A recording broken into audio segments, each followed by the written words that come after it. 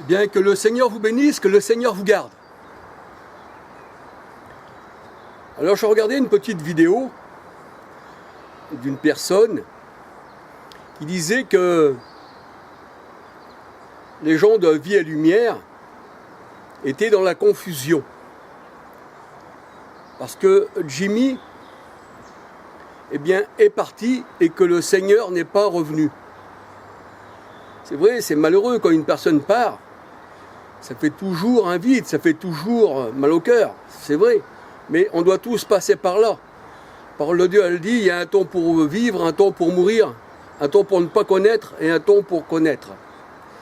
Mais ce que je veux dire par là, c'est que la parole de Dieu n'est pas basée sur un homme. La parole de Dieu, elle est basée sur les Écritures. Et le Seigneur, dans sa parole, nous dit qu'il a accompli toutes les Écritures.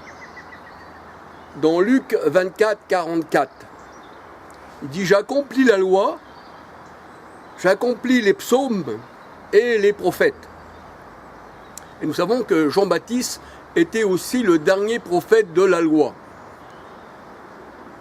La parole de Dieu nous dit encore, dans Jérémie 17, verset 5, « Malheur à l'homme qui se confie dans un homme, mais heureux ceux qui se confient dans le Seigneur. » 2 Corinthiens 3, 17, « Or le Seigneur, c'est l'Esprit. » Alléluia. Voyons que toutes les religions du monde sont bâties sur la franc-maçonnerie. Que ce soit Taz Russell pour les témoins de Jéhovah, vous mettez la tombe de Taz Russell, vous voyez que c'est un triangle, c'est une pyramide, c'est l'Égypte. Que vous preniez les adventistes du 7e jour, Ellen White, c'est pareil, sa tombe, c'est un obélix, c'est la pyramide, c'est l'Égypte. Vous prenez Abraham Marion, c'est pareil. Regardez sa tombe, c'est aussi une pyramide. Vous prenez Billy Graham, c'était un franc-maçon du 33e degré. Vous prenez Scofield, Darby, vous prenez tous ceux qui ont fondé, c'est-à-dire les églises protestantes, eh bien, nous voyons que ce sont tous des francs-maçons, tous, sans exception. Les jésuites sont francs-maçons, tout est franc-maçonnique. C'est pour ça qu'il y a le triangle, c'est pour ça qu'il y a la pyramide. Et ça représente aussi, Babel, la confusion des langues. Et quand nous rentrons, dans ces religions, on est confus. Comme les gens de Vie et Lumière aujourd'hui sont confus. Ils pensaient que, si leur président partait, le Seigneur, il va venir ce même jour. La parole de Dieu n'est pas basée sur un homme, mais elle est basée sur Christ, sur le fondement, sur le roc. C'est pour ça que si vous n'êtes pas bâti sur le roc, sur Christ, 1 Corinthiens 10, 4, mais que vous êtes bâti sur le sable, vous êtes dans la confusion. C'est pour ça que le Seigneur a dit le vent est venu et la maison a été balayée. Moi je dirais du vent de l'esprit, alléluia. Quand l'esprit arrive, tout ce qui n'est pas bâti selon la parole de Dieu, tout est balayé. Alors c'est vrai que le Seigneur, comme je le dis dans mes vidéos, dans toutes mes vidéos, et il est bon de le répéter, le Seigneur nous a élus avant la fondation du monde. Éphésiens 1, 4. Et quelqu'un qui est élu avant la fondation du monde, il ne peut pas choisir une religion. Pourquoi? Parce que c'était avant la fondation du monde qu'il était élu. Il ne peut pas choisir une religion comme le protestantisme, comme toutes ces religions qui sont venues des centaines d'années après Christ. Mais on peut dire que les disciples du Seigneur étaient sauvés sans ces religions. Et on voit que le protestantisme est sorti du catholicisme. Parce que vous prenez Martin Luther, vous prenez Zwingli, vous prenez Calvin. Tous ces gens-là font partie de Rome. Ils se sont divisés pour mieux régner. Et nous voyons que toutes ces églises, ils viennent de l'Égypte. Le pape, il est habillé comme un Égyptien. Le Seigneur Jésus-Christ n'était pas habillé comme le pape. Il n'avait pas le chapeau de Dagon. Vous savez, le chapeau, la mitre qu'on appelle, qui ressemble à un poisson avec une gueule ouverte. Ça, c'est Dagon. Vous voyez que le Seigneur, il n'a aucun signe distinctif pour faire la différence d'avec le peuple. D'ailleurs, il fallait que Judas lui donne un baiser pour que ses ennemis puissent le reconnaître. Sinon, ils auraient dit, c'est celui qui a les beaux habits, allez l'arrêter. Et les beaux habits, bien sûr, pour le monde, eh bien, c'est l'Égypte. Nous voyons que c'est les adorateurs du soleil. C'est pour ça qu'ils fêtent le 25 décembre, le soleil a vaincu. Et que le jour du soleil, eh bien, ils font un culte au soleil. Alors c'est vrai que ces gens-là, eh bien, ils sont dans la confusion. Ils mettent leur espoir dans un homme, dans ce qu'on leur a dit. Jérémie 17,5 nous dit « Malheur à ceux qui se confient dans un homme, mais heureux ceux qui se confient dans le Seigneur. » Alléluia. Et le Seigneur Jésus-Christ a dit « C'est moi qui vous ai choisi, ce n'est pas vous qui m'avez choisi. » Quand on est dans les sectes, eh bien le Seigneur n'a pas choisi les sectes et les gourous. Le Seigneur, il dit, je bâtirai mon église, celle que je bâtirai. Matthieu 16, 18. C'est celle-ci la vraie église. Et c'est de cette église-là, de cette assemblée-là, qu'il ne faut pas, eh bien, s'éloigner. C'est ce que nous dit la parole de Dieu. N'abandonnez pas votre assemblée comme le font plusieurs. Mais qu'on regarde dans Hébreux 12, mais c'est l'assemblée des premiers-nés. L'assemblée céleste, la Jérusalem céleste. C'est de cette assemblée que le Seigneur ne veut pas, eh bien, qu'on quitte. Il veut au contraire qu'on soit attaché à cette assemblée, parce que c'est son corps. La parole de Dieu dit, ne savez-vous pas que vous êtes les membres du corps du Christ? Ce que le Seigneur il a fait, eh bien, en étant présent parmi ses disciples, eh bien, il le fait dans notre corps. C'est lui qui fait marcher son corps, on est des membres. On marche par lui. 1 Jean 4,13 nous dit que ne savez-vous pas que Christ est en vous? 1 Jean 4,13, ça veut dire qu'il est en nous par l'Esprit. Alléluia. Il est en nous. 2 Corinthiens 13, 3 à 6, il faut qu'on s'examine. Donc, il est en nous. Alléluia. Il ne peut pas venir deux fois, puisqu'il est en nous. La parole de même Paul le disait, c'est pas moi qui vis, c'est Christ qui vit en moi, Galates 2,20. Il est en moi. 1 Corinthiens 6, 13 à 19, eh bien celui qui s'attache au Seigneur est avec lui un seul esprit. C'est ça les noces, c'est ça le mariage. C'est ça l'huile dans la lampe. C'est là les vierges qu'ils attendaient, qu'ils étaient remplis eh bien d'huile. Voyez-vous, ils attendaient l'époux.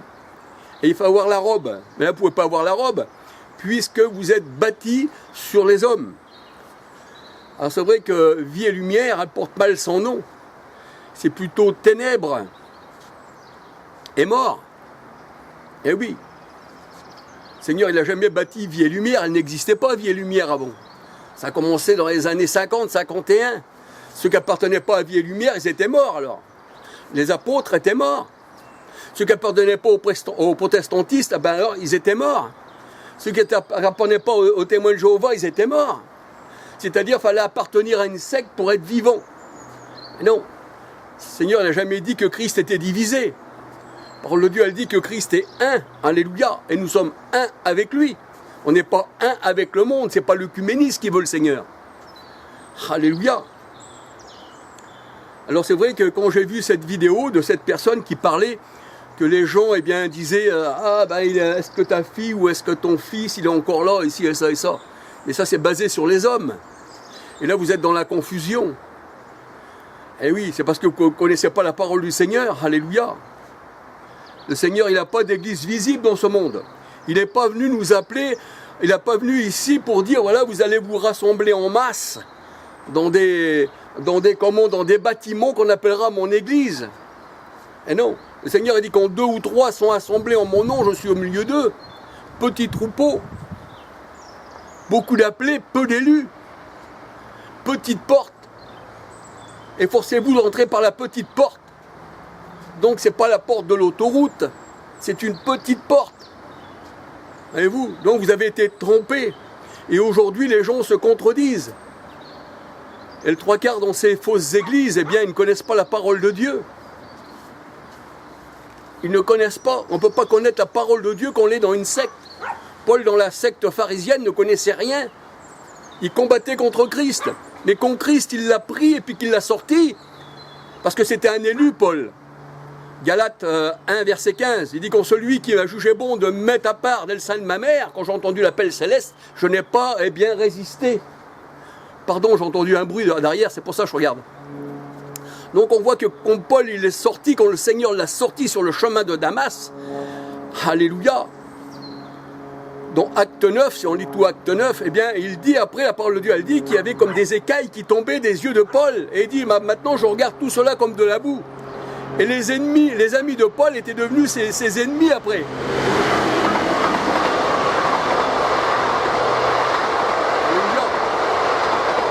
Il y a un train qui passe, c'est vrai, ça fait un peu de bruit. Je voulais dire par là que s'il y a des enfants de Dieu parmi vous, des élus avant la fondation du monde, ben ils écoutent la voix du bon berger et ils sortent de l'église catholique, parce que moi je considère Vie et Lumière comme une église catholique.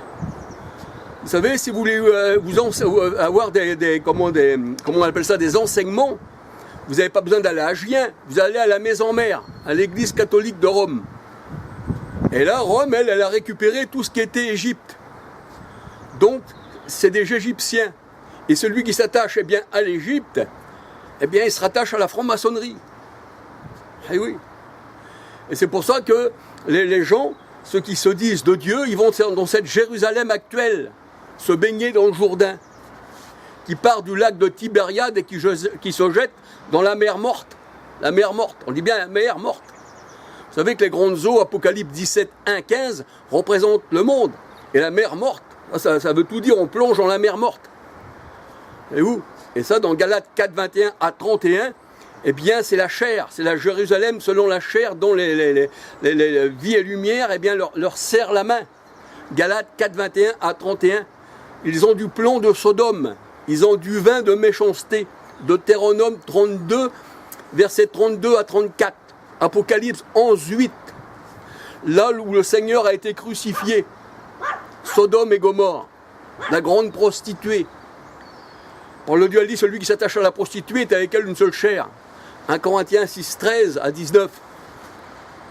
Donc c'est obligé que vous soyez dans la confusion. Bien, je vais vous le dire simplement, que s'il y a des élus, bien qu'ils sortent, et le Seigneur va vous éclairer, alléluia. Parce qu'il y a beaucoup d'appelés, mais peu d'élus. Alléluia.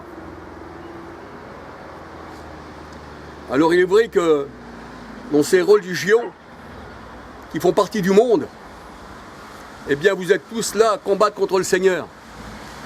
Parce que sans en avoir l'air, vous êtes des ennemis de Dieu. Dès l'instant qu'on est dans une secte, on est ennemi de Dieu. Parce que les sectes, ça appartient au monde. Le Seigneur n'a pas bâti cela. Le Seigneur, il n'a pas bâti des religions. Au contraire, il dit sortez du milieu d'eux. Alléluia. Le Seigneur a dit vous faites partie de la Jérusalem céleste, celle qui descend d'en haut. Apocalypse 21, 1, 2 à 9. Galates 4, 26, notre mère. Jamais le Seigneur, il a dit c'est le Jérusalem actuel qui tue les prophètes. Jérusalem qui tue les prophètes. Et vous avez pour père le diable. C'est-à-dire votre père, c'est l'adversaire de la parole de Dieu. Parce que diable ou Satan, ça veut dire simplement adversaire. Et voilà. Donc je voulais vous avertir, pas ceux qui aiment cette secte, parce qu'ils ne sortiront jamais, ils se fermeront les oreilles. Ça fait comme au temps des pharisiens du Seigneur Jésus-Christ. Le Seigneur il a été les avertir qu'ils avaient annulé les commandements de Dieu au sujet de leur tradition. Et ils ont crucifié le Seigneur. Et le Seigneur a dit, le serviteur n'est pas plus haut que son maître. Qui m'ont fait, qu'il dit, le Seigneur, ils vous le feront aussi à vous. Voyez-vous. Donc je considère Vie et Lumière comme la plus grande des sectes. Elle est là pas pour donner la vie, mais pour donner la mort. Tous ceux qui écoutent ces paroles vont à la mort, vont au séjour des morts. Et d'ailleurs, vous prenez la grande prostituée aussi, là, la catholique romaine, le Vatican. Vous voyez que, quand vous regardez le Vatican, vous avez déjà l'Obélix, vous savez, le truc du soleil, l'Égypte. Mais ici, c'est une forme de serrure. C'est pour ça que le Seigneur a dit, le séjour des morts, ne vaudra pas contre elle, contre la vraie Église. Ça, c'est le séjour des morts. Alors sortez de tout ça, sinon vous allez à la mort. Mais bien sûr, les élus. Parce que le Seigneur a dit, si vous ne sortez pas, vous êtes attachés à la grande prostituée. Vous êtes rattachés aux religions du monde. Mais prenez courage, j'ai vaincu le monde. Jean 16, 33. Le Seigneur, il a vaincu le monde. Et il dit, mon royaume n'est pas de ce monde. Comment que le Seigneur il pourrait revenir dans un royaume qui n'est pas de ce monde? Ah oui. Il ne vient pas, le Seigneur, et dit, je l'ai vaincu. Jean 16, 33. Colossiens 2, 14, 15, il dit qu'il a mis toutes les dénominations sous ses pieds, les princes de ce monde. Et les princes de ce monde, c'est ceux qui gouvernent le monde, la franc-maçonnerie, les gens du monde, les rois, comment on va dire, les Macron, les Trump, tout ça c'est les gens du monde. Et le Seigneur a dit, ces gens-là, moi je les ai mis sous mes pieds. Je les ai écrasés avec leur royaume. Et mon royaume ne fait pas partie de ce monde.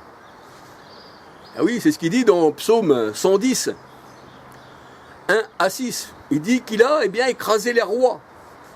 Pourquoi? Parce que quand le Seigneur il est venu, dans Galates, dans Acte 4, 25 à 29, les rois s'avaient ligué contre lui. C'est ce que nous dit la parole de Dieu. Et le Seigneur il dit, j'ai écrasé tous ces rois. Et mon royaume ne fait pas partie de ce monde. Et vous non plus, vous ne faites pas partie de ce royaume. Mais nous voyons que les gens aujourd'hui reçoivent les médailles du monde. Eh oui, alors si vous êtes ami du monde, vous êtes ennemi de Dieu. Le Seigneur n'a jamais reçu de médaille, ici il a reçu un coup de lance sur le côté, oui. On l'a mis en croix, il a craché au visage. Si tu veux être ennemi du monde, tu es ennemi de Dieu. C'est pour ça que le Seigneur a dit, je t'ai choisi avant que tu sois né, avant que tu naisses. Quand tu n'étais pas encore dans le sein de ta mère, tu étais à moi. Donc si le Seigneur nous a choisis, et c'est vrai, Éphésiens 1,4, il nous a choisis avant la fondation du monde, comment que nous après, 3000 ans après, pas 3000 ans, pardon, 1500 ans après, on peut choisir une religion. Le Seigneur, ses apôtres étaient sauvés, pourtant le protestantisme n'existait pas, le catholicisme non plus, les témoins de Jéhovah n'étaient pas là, personne n'était là, l'islam n'était pas là non plus, rien n'était là. Le Seigneur n'a jamais dit, voilà maintenant j'ai bâti mon église, mais vous derrière vous en ferez des autres, des assemblées qui ne sont pas de moi. Et le Seigneur a dit, sans moi vous ne pouvez rien faire. Donc le Seigneur il ne se tient pas dans vos assemblées, puisque c'est les hommes qui ont fait ça. Et quand les hommes partent, quand ils décèdent, on voit les gens qui pleurent. C'est pas une mauvaise chose en soi-même, c'est vrai. Mais il ne faut pas que la parole soit basée sur un homme. La parole, elle est basée sur le Christ. Il est lui-même la parole. Alléluia. Jean 1,14, il est la parole. Apocalypse 19, 13, son nom est la parole de Dieu. Alléluia. C'est lui qui enseigne. C'est pour ça qu'il dit que l'Esprit en nous enseigne. Eh oui, Jean 14, 26. Romains 8, 9 nous dit, celui qui n'a pas l'Esprit du Christ en lui-même ne lui appartient pas. Mais Christ est en nous. Comment qu'il pourrait revenir? Il est en nous. Il faut s'examiner même pour savoir s'il est en nous. 2 Corinthiens 13, 3 à 6. Examinez-vous vous-même pour savoir si Christ est en vous, sinon vous êtes des rejetés. Il est en nous. 1 Corinthiens 6, 13 à 19. La parole de Dieu, elle dit, celui qui s'attache au Seigneur est avec lui un seul esprit. C'était ça les vierges. Les sages qui veillaient. Ils attendaient l'époux pour les noces. Ah oui, ils attendaient l'époux pour les noces. Mais il fallait avoir l'habit de noces. Mais vous ne l'avez pas eu, alors vous avez été jetés. Et il y en a qui frappèrent, Seigneur, ouvre-nous, mais ils n'avaient pas d'huile. Ça représente tous ceux qui marchent dans le monde. Ils pensent que le Seigneur va les prendre sans huile. L'huile représente le Seigneur, représente l'Esprit Saint, représente la lumière, la lampe. Jean 1, 9, Jésus-Christ, il est la lampe, il est ma lumière, l'Éternel est ma lumière. Une lumière sur mon sentier, ta parole est une lumière. Et la parole a été faite chair, elle est venue parmi nous, alléluia. Christ était Emmanuel, Dieu avec nous.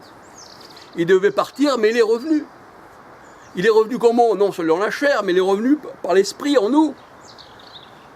Le royaume des cieux ne vient pas de manière à frapper les regards. Alléluia. Et le Seigneur disait, le royaume des cieux est en vous. Luc 17, versets 20-21, le royaume des cieux est en vous. Et il ne vient pas de manière à frapper les regards. Et le royaume des cieux n'est pas le manger ni le boire. Et c'est vrai que les voyageurs, ils ne connaissent rien de la parole de Dieu. Quand on veut leur parler, ils se sauvent. Ils disent toujours, va demander au pasteur qui est là-bas. Et quand on va voir le soi-disant pasteur, il nous rejette un autre pasteur. Et encore un autre.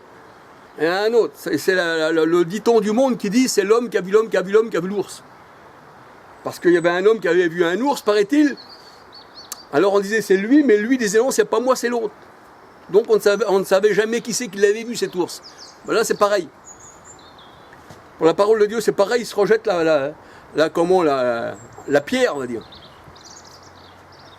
Et ils ne veulent pas parler. Ah non. Empêchons-leur de parler. Un peu comme les disciples. Chaque fois qu'il y avait un disciple qui voulait parler, on voyait les pharisiens arriver. Ah, faut pas écouter, faut pas écouter. Ben non, parce que les pharisiens voulaient qu'ils restent dans leur doctrine. Donc il ne fallait pas écouter. Eh oui. Un pharisien, c'est ça, il fera tout son possible. Il a annulé le commandement de Dieu au sujet de sa tradition d'homme. Il ressemble à des tombeaux blanchis qui dit Seigneur, mais à l'intérieur, c'est la mort. Mais le Seigneur a dit, vous bouchez le royaume des cieux à ceux qui voudraient rentrer, mais vous n'entrez pas vous-même. Ah, c'est ça. Ils ne veulent pas. Eux, ils sont là, c'est les ennemis de Dieu. Vie et lumière, c'est l'ennemi de Dieu. L'ennemi du Seigneur. Comme toutes les religions du monde, d'ailleurs. La seule vraie lumière, c'est Christ qui l'a mis, alléluia. Puisqu'il a apporté la lumière, alléluia. Il dit dans le royaume de la mort, une lumière s'est levée, le royaume des païens. C'est pour ça qu'il dit, lève-toi d'entre les morts et Christ va t'éclairer. Et comme tu veux rester avec les morts, que vous savez que le prenaient les catholiques, la cathédrale Saint-Denis qu'on appelle, hein, basilique, c'est un tombeau. À l'intérieur, en dessous, ben, c'est les morts. Chaque bâtiment catholique, à l'emplacement même où c'est que le bâtiment catholique il a été mis, eh bien, c'était des cultes païens. Et ça a été planté toujours sur un culte païen. Et en dessous, eh bien, ils faisaient des sacrifices. Et puis au-dessus, ils chantaient. Au-dessus, ils faisaient voir comme si c'était de la lumière. Mais en dessous, ils tuaient. Et en dessous, c'est les tombes. En dessous, c'est la mort. Ah oui. C'est pour ça que le Seigneur a dit, sors du milieu des morts, mon peuple. Et Christ va t'éclairer, alléluia. Il faut sortir.